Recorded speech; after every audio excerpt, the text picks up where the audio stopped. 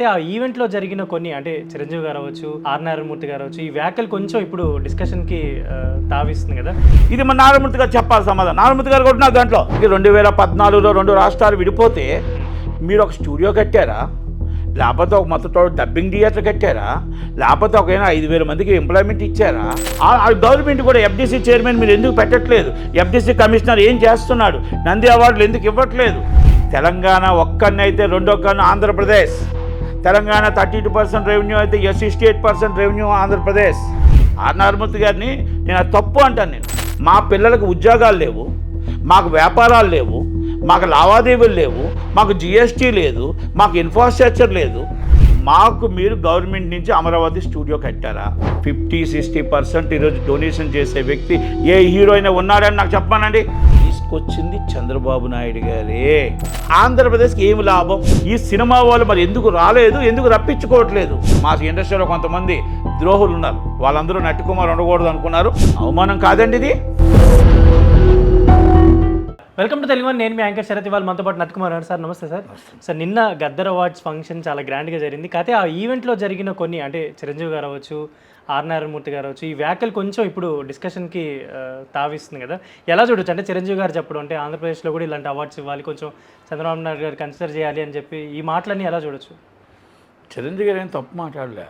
చిరంజీవి గారు ఏంటంటే ఒక ఇండస్ట్రీ వ్యక్తిగా ఆయన ఏం చెప్పారంటే, ఇక్కడ ఎలాగైతే అవార్డ్స్ ఇస్తున్నారో అవార్డ్స్ అక్కడ కన్సిడరేషన్ చేయాలి, మొత్తం టోటల్గా అక్కడ కూడా ఇండస్ట్రీ డెవలప్ అవ్వాలి, అందరూ చనువు తీసుకోవాలి అన్న ఒక్క మాట చెప్పారు. ఒకటి ఆర్ నారాయణమూర్తి గారు ఒక అడుగు ఇంకా ముందుకేసి, అయ్యా చంద్రబాబు నాయుడు గారు ఇక్కడ రేవంత్ రెడ్డి గారిని చూడండి, రేవంత్ రెడ్డి గారిని చూసి నేర్చుకోండి అన్న టైప్లో చెప్పుకొచ్చాడు. Is a wrong. ఒక ప్లాట్ఫామ్ మీద ఇంకో ప్లాట్ఫామ్ చెప్పడం తప్పు. ఆయన 75 సంవత్సరాల వయసులో ఇండస్ట్రీ కోసం తెలుసు, మొత్తం టోటల్గా ప్రపంచమే తెలుసు. ఈ తెలంగాణలో మొత్తం టోటల్గా ఈరోజు హైటెక్ సిటీ ఉన్నా ఇంకెక్కడున్నా తీసుకొచ్చింది చంద్రబాబు నాయుడు గారే. అది మనం మాట్లాడేటప్పుడు ఇంకో ప్లాట్ఫామ్ మీద ఇంకొకరి కోసం మాట్లాడకూడదు. ఒకటి మీరు అడిగిన దాంట్లో మీరు ఏమడిగారు? పక్క రాష్ట్రంలో నంది అవార్డులు ఇవ్వండి అని అడిగే తప్పులేదు, దాంట్లో ఈజ్ అ రైట్. కానీ మనం అడిగేటప్పుడు మనం ఏం చేసాం? మన రాష్ట్రంలో మనం ఏం చేసాం? మన రాష్ట్ర పిల్లలకు మనం ఏం చేసాం? 2 రాష్ట్రాలు విడిపోతున్నప్పుడు 68% రెవెన్యూ వస్తున్నప్పుడు మనం ఏం చేసాం? ఆ రాష్ట్రానికి మనం ఎంప్లాయ్మెంట్ ఎంత ఇచ్చాం? ఇన్ఫ్రాస్ట్రక్చర్ ఎప్పుడు ఇచ్చాం? షూటింగ్స్కి ఎలాగెళ్తున్నాం? టూరిస్టులుగా షూటింగ్కి వెళ్తున్నామా, లేకపోతే అక్కడ శాశ్వతంగా మనం ఇన్ఫ్రాస్ట్రక్చర్ పెట్టి మనం ఎంప్లాయ్మెంట్ ఇచ్చి వెళ్ళామా? అది మనం ఒక్కసారి తెలుసుకోగలగాలి. ఎందుకంటే ఆర్ నారాయణమూర్తి గారు పెద్దలు, నాకంటే సీనియర్, నాకు ఫ్రెండ్, చిన్న సినిమా నిర్మాతల కోసం పోరాడేవాళ్ళం ఆయన నేను. అలాంటప్పుడు ఒక చంద్రబాబు సీనియర్ వ్యక్తిని, ఒక రేవంత్ రెడ్డి గారు ఆయన మంచి పని చేస్తున్నారు, ఈజ్ అ మంచి వర్కర్, ఆయన అభినందిద్దాం. ఇంకొక రాష్ట్రాన్ని మీరు అవమానించకూడదు, ఇది తప్పు. అయితే వెనుకంజలో ఉంది అని ఒక మాట కూడా అన్నారు కదా చిరంజీవి గారు. మరి చిరంజీవి గారి విషయంలో మళ్ళీ నేను చెప్తాను మీకు. ఇప్పుడు ఆర్ నారాయణమూర్తి గారి అయిపోయి చిరంజీవి గారి విషయం చెప్తాను మీకు. అక్కడ మొత్తం టోటల్గా రాష్ట్రంలో మీరు నంది అవార్డులు ఇవ్వండి, డెవలప్ ఏం చేశారండి మీరు రాష్ట్రానికి? వాళ్ళకి 2014లో 2 రాష్ట్రాలు విడిపోతే మీరు ఒక స్టూడియో కట్టారా? లేకపోతే ఒక మొత్తం డబ్బింగ్ థియేటర్ కట్టారా? లేకపోతే ఒక 5,000 మందికి ఎంప్లాయ్మెంట్ ఇచ్చారా? మా రాష్ట్రంలో 68% మా సినిమాలో రెవెన్యూలు వస్తుంటే ఈ సినిమా ఇండస్ట్రీలో ఉన్న అందరూ ఆంధ్రప్రదేశ్ రాష్ట్రంలో ఎక్కడైనా 10 మందికి ఉద్యోగాలు పట్టుమని ఇచ్చారా? ఒక స్టూడియో కట్టారా? ఒక డబ్బింగ్ థియేటర్ కట్టారా? ఇన్ఫ్రాస్ట్రక్చర్ డెవలప్ చేశారా? మా ఆంధ్రప్రదేశ్ రాష్ట్రంలో ప్రజల దగ్గర 68% మేము డబ్బు మీకు కలెక్ట్ చేసి మేము ఇస్తూ ఉంటే, మరి మీరు తెలంగాణలో మీరు అన్నీ కూడా గ్రేట్ అంటున్నారు. ఎస్ గ్రేట్, తెలంగాణలో ఇస్ గ్రేట్. కానీ తెలంగాణ ఒక్కన్నైతే రెండో కన్ను ఆంధ్రప్రదేశ్. తెలంగాణ 32% రెవెన్యూ అయితే 68% రెవెన్యూ ఆంధ్రప్రదేశ్ కదా. మరి అన్నీ మీరు చూసుకోకుండా మన దాంట్లో తప్పెట్టుకొని, మన ఛాంబర్లో తప్పెట్టుకొని, మన కౌన్సిల్లో తప్పెట్టుకొని, మన పెద్దల్లో తప్పెట్టుకొని మనమే కొట్టుకుంటూ గురుపటాన్ని చేసుకుంటూ వాళ్ళు పిలిస్తే మనం వెళ్ళకపోవడం మన తప్ప కాదా? దానికి నిదర్శనం నేనే. మనందరం కలిపి కందులు దుర్గేష్ గారు పిలిచారు, చంద్రబాబు నాయుడు గారు మీటింగ్. ఎంతమంది వెళ్ళారు సార్? మొత్తం వెళ్ళటానికి కాదండి, అందరం పిలిస్తే గ్రూప్ పెట్టారు, 68 మంది గ్రూపు. వాళ్ళు పెద్ద హీరోస్. లాస్ట్ ఇయరే నంది అవార్డుల ఫంక్షన్ ఇక్కడ జరుగుతుంది, మార్నింగ్ వెళ్ళాలి. హ్మ్. మరుసటి రోజు అక్కడ మీటింగ్, నంది అవార్డుల ఫంక్షన్ జరుగుతుంది, గద్దరన్న అవార్డుల ఫంక్షన్ జరుగుతుంది, మరుసటి రోజు వెళ్ళాలి. మొత్తం 68 మందిలో నేను కూడా ఒకరిని. నన్ను చిరంజీవి గారు స్పెషల్గా, చిరంజీవి గారు లోకేష్ గారు ఆఫీస్ నుంచి స్పెషల్గా నేను కూడా ఉండాలని నన్ను తీశారు. మా ఇండస్ట్రీలో కొంతమంది ద్రోహులు ఉన్నారు, వాళ్ళందరూ నటికుమార్ ఉండకూడదు అనుకున్నారు. కానీ అది చిరంజీవి గారు ఒప్పుకోలేదు. ఆయన షూటింగ్లో, అవుట్డోర్ షూటింగ్లో ఉన్నా కూడా నన్ను ఇమీడియట్లీ యాడ్ చేయమంటే మళ్ళీ కందులు దుర్గేష్ గారు ఫోన్ చేసి, కుమార్ గారు మీరు ఉండాలి, సార్ చిరంజీవి గారు ఉండమన్నారు, లోకేష్ గారు ఆఫీస్ నుంచి కూడా మిమ్మల్ని ఉండమన్నారు, అన్నీ కూడా మీరు ఏం అనుకుంటున్నారు అని మాట్లాడాలి అని చెప్పి నన్ను కూడా వేశారు. మొత్తం గ్రూప్లో వేస్తే గ్రూప్లో ఏమన్నారంటే గ్రూప్లో అందరినీ కార్ నెంబర్లు అన్నీ పెట్టమన్నారు. 6 కార్లు పెట్టామండి, 6 పెట్టాం, పేర్లు వద్దు, ఇంక్లూడింగ్ నాతో 6 పెట్టాం 68 మందికి. ఒక ఆర్టిస్ట్ పెట్టలేదు, ఎవరు రాత్రి 8 గంటలకి కందుల దుర్గేష్ గారు ఆర్టిస్టులందరికీ మొత్తం టోటల్గా ఖాళీ ఉందా, బిజీగా ఉన్నారంట, మేము అది ఈ ప్రోగ్రామ్ మీటింగ్ క్యాన్సిల్ చేస్తున్నాం. అవమానం కాదండి ఇది. సెకండ్ సండే, ఆ రోజు సెకండ్ సండే, సాటర్డే నాడు ప్రోగ్రామ్ జరిగింది. సెకండ్ సండే నాకు తెలిసి ప్రపంచంలో షూటింగ్లు జరగవు, నాకు తెలిసి రెస్ట్ మోడ్. మరి అలాంటప్పుడు హీరోలు ఎవరు రాకుండా, డైరెక్టర్లు రాకుండా, ప్రొడ్యూసర్లు రాకుండా, చంద్రబాబు నాయుడు గారు అంత పెద్ద ఆయన టైమింగ్ ఉంటే టైం మొత్తం వేస్ట్ చేస్తే అప్పుడు బొంబాయి నుంచి మళ్ళీ ఇంపార్టెంట్ డెలిగేట్స్ మీటింగ్ వస్తే అప్పుడు ఆయన టైమింగ్ మార్చుకున్నాడు. పాపం మా కోసం ఆ టైమింగ్ ఆ మీటింగ్ ఆపితే మళ్ళీ ఆ మీటింగ్ ఆయన మార్చుకున్నాడు. ఇదంతా రికార్డెడ్, నేనేమి అబద్ధం చెప్పట్లా. మీరందరూ ఆయన దగ్గర రావడానికి మీకు టైం ఇవ్వక, పెద్ద ఆయన టైం ఇస్తే, లోకేష్ గారు టైం ఇస్తే మరి రాకపోవడం తప్పు ఇండస్ట్రీదా లేకపోతే గవర్నమెంట్దా? ఇది మన నారాయణమూర్తి గారు చెప్పాలి సమాధానం. నారాయణమూర్తి గారు కూడా ఉన్నారు దాంట్లో, నారాయణమూర్తి గారు కూడా దాంట్లో ఉన్నారు ఆ గ్రూప్లో. మరి ఆయన చెప్పాలా? మీరు తప్పు కదా, మరి చంద్రబాబు అంత పెద్ద ఆయన పిలిచాడు కదా, అంత పెద్ద ఆయన మీకు బాధ ఏంటి, కష్టం ఏంటి అని అడిగాడు కదా అని చెప్పాలి. దుర్గేష్ గారు మళ్ళీ మీటింగ్ పెట్టారు. వీళ్ళు మీటింగ్కి ఒక 10 మంది 15 మంది వెళ్తున్నారు. ఎందుకు వెళ్తున్నారు? Is a fashion, is a style. వెళ్ళి మాకు రేట్స్ కోసం వెళ్తున్నారు, మనకు రేట్స్ అడిగిన వెంటనే రేట్స్ ఇస్తున్నారు. నేను ఒకటే సూటుగా ప్రశ్న అడుగుతున్నా, ఇక్కడ ఉన్న సినిమా వాళ్ళని కానీ అక్కడున్న వాళ్ళని కానీ, మాకు మీరు గవర్నమెంట్ నుంచి అమరావతి స్టూడియో కట్టారా, మీరు ఎందుకు స్టార్ట్ అవుతుంది గవర్నమెంట్ని అడగొచ్చు, మనం ఇక్కడ వాళ్ళని అడగొచ్చు. ఎందుకంటే విశాఖపట్నం డెవలప్ చేశారా, మీరు రాజమండ్రి డెవలప్ చేశారా, మీరు తిరుపతి డెవలప్ చేశారా, అమరావతి మీరు కడుతున్న దాంట్లో స్టూడియో ఉందా?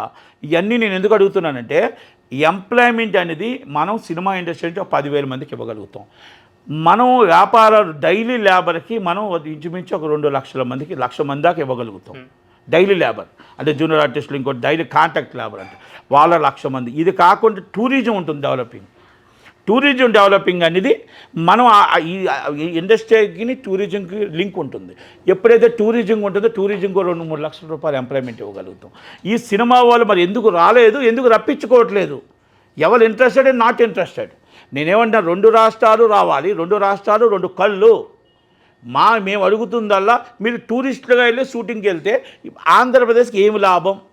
మా ఆంధ్రప్రదేశ్ మొత్తం టోటల్గా ఇన్కమ్ 68% ఉంటే, ఆ 68% మేము మీకు డబ్బు ఇస్తుంటే, కరెక్షన్ చేసి మీకు ఇస్తే, మా పిల్లలకు ఉద్యోగాలు లేవు, మాకు వ్యాపారాలు లేవు, మాకు లావాదేవీలు లేవు, మాకు జిఎస్టీ లేదు, మాకు ఇన్ఫ్రాస్ట్రక్చర్ లేదు. మరి మీరు టూరిస్ట్గా ఇక్కడి నుంచి వస్తున్నారు, ఇక్కడి నుంచి వచ్చి షూటింగ్ చేసుకుంటున్నారు, వెళ్ళిపోతున్నారు. మీరు టూరిస్ట్గా వస్తే ఆ టూరిజం ఫండింగ్గా ఉంటుంది తప్ప మా శాశ్వతంగా మాకు ఉద్యోగాలు వస్తాయా? మా సినిమా ఇండస్ట్రీ మీరు అక్కడ కూడా ఎందుకు డెవలప్ చేయట్లేదు? మీరు గవర్నమెంట్ మీద నెపనం వేయకూడదు. ఛాంబర్ చనువు తీసుకోవాలి, కౌన్సిల్ చనువు తీసుకోవాలి. అందుకని నేను చిరంజీవి గారిని రిక్వెస్ట్ చేస్తున్నా. నిన్న మాట్లాడిన మాట, ఆయన ఒక సినిమా ఇండస్ట్రీ ప్రతినిధిగా మాట్లాడాడు చిరంజీవి గారు. చిరంజీవి గారు ఎక్కడా కూడా ఎవరిని మాట్లాడలే, ఎక్కడ అగౌరవపరచలే. చిరంజీవి గారు ఏం చెప్పారంటే, ఇక్కడ అవార్డులు ఉన్నాయి, పక్క రాష్ట్రంలో కూడా తెలుగు రాష్ట్రం అన్నారు. అంటే తెలుగు రాష్ట్రం అని ఎందుకంటారంటే, మన 2 రాష్ట్రాలు ఒకటే. ఒకప్పుడు ఇప్పుడు ఆంధ్రప్రదేశ్, ఒకప్పుడు ఆంధ్రప్రదేశ్ ఉంటే ఇప్పుడు తెలంగాణ పక్క రాష్ట్రం అంటారంటే మన రాష్ట్రం కాబట్టి. ఆయన అంటూ ఏమన్నారంటే, మీరు మా పక్క రాష్ట్రం కూడా అవార్డులు అనేది కొంచెం అందరికీ కూడా ఉత్సాహంగా ఇవ్వాలి అని అన్నారు. డెవలపింగ్ చేయాలి. ఇటీవల కాలంలో చూసుకుంటే టికెట్ రేట్లు హైక్ అయినా, ప్రీమియర్లు అయినా, బెనిఫిట్ షోలు అయినా ప్రతిదీ కూడా ఏపీ నుంచే జీవోలు అయితే ముందు వస్తున్నాయి. అంటే దాని దృష్టిలో ఏమైనా వెనకంజలో ఉందనుకోవచ్చా సినిమా ఇండస్ట్రీ? ఏపీ మరి అంతే కదా, అన్నీ మేమే చేస్తున్నాం కాబట్టి, అన్నీ ఆంధ్రప్రదేశ్ చేస్తుంది కాబట్టి. చంద్రబాబు నాయుడు గారు ఏమన్నారు, సినిమా వాళ్ళు వస్తే వెనక ముందు చూడొద్దు, వాళ్ళు ఎవరు ఏంటని చూడకుండా సినిమా అండ్ పాస్డ్ ఆర్డర్ అని ఆయన చెప్పాడు. మరి అందుకే వెనకొంచుంది. ఎందుకంటే ఇక అందరిలాగా వెయిటింగ్ చేయించి కాల్ మీ రేపు, call me tomorrow, call me రేపు అని అలాగ అనలేదే. ఆర్డర్ పాస్డ్ అంటే ఏమన్నాడు, సినిమా వాళ్ళు వస్తే ఆర్డర్ పాస్డ్, సినిమాతో నాకు అనుబంధం ఉంది, సినిమా వాళ్ళతో రిలేషన్ ఉంది, మీ సినిమా వాళ్ళు నన్ను అవమానించినా, అరెస్ట్ అయినప్పుడు నన్ను ఎన్ని మాటలు అన్నా, నన్ను పట్టించుకోకపోయినా సినిమా ఇండస్ట్రీతో నందమూరి తారక రామారావు గారి బంధం ఉంది అని చెప్పిన వ్యక్తి ఎవరు ఉంటే అది చంద్రబాబు నాయుడు గారు. ఆ బంధం ఏదైనా ఉందని చెప్పినట్టయితే అది పవన్ కళ్యాణ్ గారు.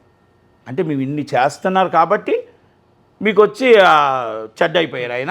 అంటే నేను ఇంకోటి ఏమంటానంటే, ఇక్కడ మీరు ఒక ప్లాట్ఫామ్ మీద ఒక సీనియర్ వ్యక్తి చంద్రబాబు నాయుడు గారు, పవన్ కళ్యాణ్ గారు, మీరు ఆ ప్లాట్ఫామ్ మీద మాట్లాడే మాట కాదు అది. మీరు నంది అవార్డులు అడిగారు తప్పులేదు, మీరు ఏ అవార్డు అడిగినా తప్పులేదు. మీరు ఆ ప్లాట్ఫామ్ మీద మన రాష్ట్రాన్ని మీరు అవమానించేటట్టు మాట్లాడడం ఎంత దాకా కరెక్ట్? అయితే ఇప్పుడు కూటమిలో పవన్ కళ్యాణ్ గారు కూడా ఉన్నారు కాబట్టి ఆయనకు కూడా చెప్పుంటే బాగుండేదేమో కదా. అంటే అవార్డ్స్ గురించి అలా ఒక ఇన్ఫర్మేషన్ ఆయనకు కూడా ఇచ్చింటే బాగుండేదేమో కదా చిరంజీవి గారు అంటున్నారు. నో మీకు బాగా వినండి, చిరంజీవి గారు తమ్ముడు ఆయన పర్సనల్ విషయం కోసం అడగలే. ఆయన మన రాష్ట్ర ప్రజల సినిమా ఇండస్ట్రీ కోసం గవర్నమెంట్ని అర్జించాడు. Is the government and Chandrababu Naidu chief minister. ఇక్కడ కూడా రేవంత్ రెడ్డి గారు చీఫ్ మినిస్టర్. బట్టి విక్రమార్క గారిని అడగరు, సినీ ఆటోగ్రఫీ మినిస్టర్ని అడుగుతారు, ప్లస్ చీఫ్ మినిస్టర్కి రిఫరెన్స్ చేస్తారు. ఎందుకంటే ఫాదర్ ఎవరు, is the government chief minister. కనుక చంద్రబాబు నాయుడు గారిని అడుగుతారు. మీరు గవర్నమెంట్లో ఎంతమంది ఉంటే పేరు గవర్నమెంట్లో అడగరు. ఎందుకంటే డిప్యూటీ సీఎం పవన్ కళ్యాణ్ గారు ఇస్ ద బ్రదర్. ఆయన పర్సనల్గా ఉంటే వాళ్ళ బ్రదర్కి ఫోన్ చేస్తాడు. ఇది సినిమా ఇండస్ట్రీ విషయం, అందరి విషయం. ఆయన అందరి వాడిగా అందరి కోసం ఆయన ఇండస్ట్రీ డెవలపింగ్కి అడిగాడు. అందుకే నేనేమంటున్నా, చిరంజీవి గారు చనువు తీసుకొని మాట్లాడి ఇది చెయ్యాలి. ఆ రోజు చిరంజీవి గారు లేరు, ఆ మీటింగ్లో చిరంజీవి గారు లేరు. లాస్ట్ ఇయర్ గద్దరన్న అవార్డ్స్ మరుసటి రోజు చిరంజీవి గారు పొలాచిలో షూటింగ్లో ఉన్నారు. పొలాచి షూటింగ్లో నేను రాను అని ముందే చెప్పారు ఆయన. నాకు రావడానికి అవ్వదు అని చెప్తూ దుర్గేష్ గారు ఫోన్ చేసి నట్టుకుమార్ని పెట్టుకోండి, నట్టుకుమార్ ఉండాలి, మాట్లాడాలని చెప్పిన వ్యక్తి చిరంజీవి గారు. ఎందుకు నేను ఈ మాట మీకు చెప్పుకొస్తున్నానంటే, ప్రతిదీ ఒక 10 మంది కోసం బాగుండాలని చూసే వ్యక్తిని మనం ఎప్పుడు కూడా మనం ట్రోల్ చేయకూడదు.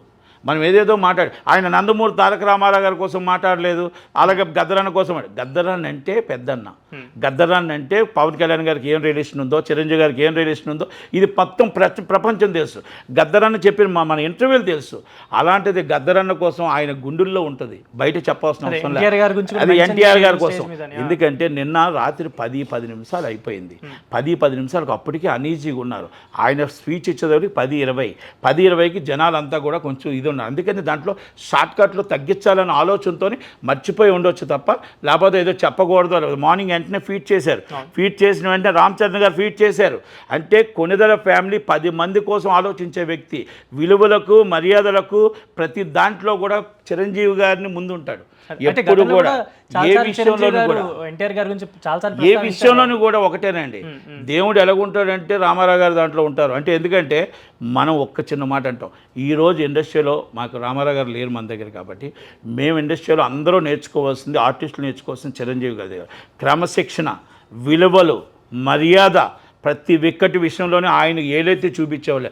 ఎవరో కొంతమంది కావాలని అంటే ఆయన వెక్స్ చేయడం కోసం కొంతమంది ఏదో ట్రోల్ చేస్తున్నారు, తప్పది.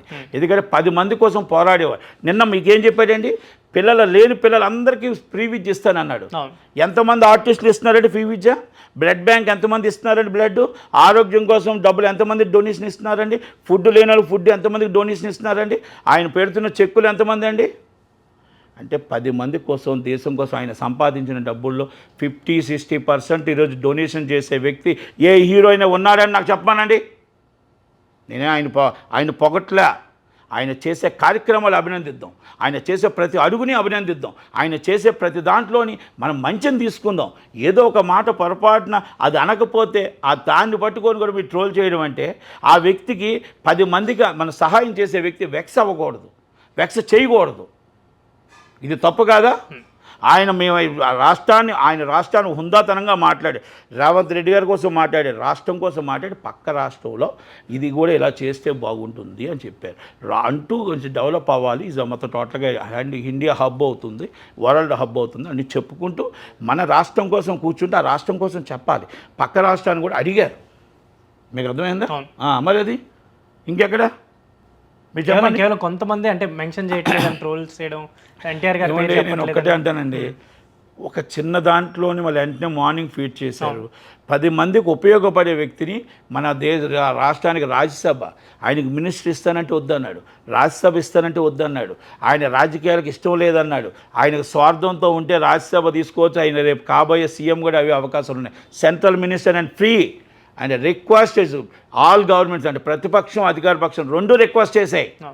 నో అనే వ్యక్తి ఎవరైనా ఉంటే చిరంజీవి గారు. రాజకీయాలకి నేను పనికిరాను, వద్దు నాకు రాజకీయం అన్నాడు ఆయన. రాజకీయాలకు పిలిచి అడిగారు, సార్ ప్లీజ్ మినిస్టర్. ప్రతిపక్షం అడిగింది ప్లీజ్ రాజ్యసభ. ఎవరైనా అడుగుతారా ఒక వ్యక్తిని అధికార పక్షం ప్రతిపక్షం అందరూ కూడా అడుగుతారా? సున్నితంగా తిరస్కరించాడు, నాకు వద్దు అని. అంటే ఆయన దాంట్లో స్వార్థం ఉందంటారా లేదంటారా? ఆయనకు స్వార్థం వద్దు కాబట్టి సినిమాల్లో తీసుకున్న డబ్బుల్లో 50-60% పేద ప్రజల కోసం, చారిటీ కోసం, బ్లడ్ బ్యాంక్స్ కోసం చేస్తున్న వ్యక్తి ఎవరు ఉంటే చిరంజీవి గారు. నేనేదో ఆయన ఉదయం లేగిస్తే పొగుడుకుంటూ వెళ్ళాల్సిన అవసరంలా.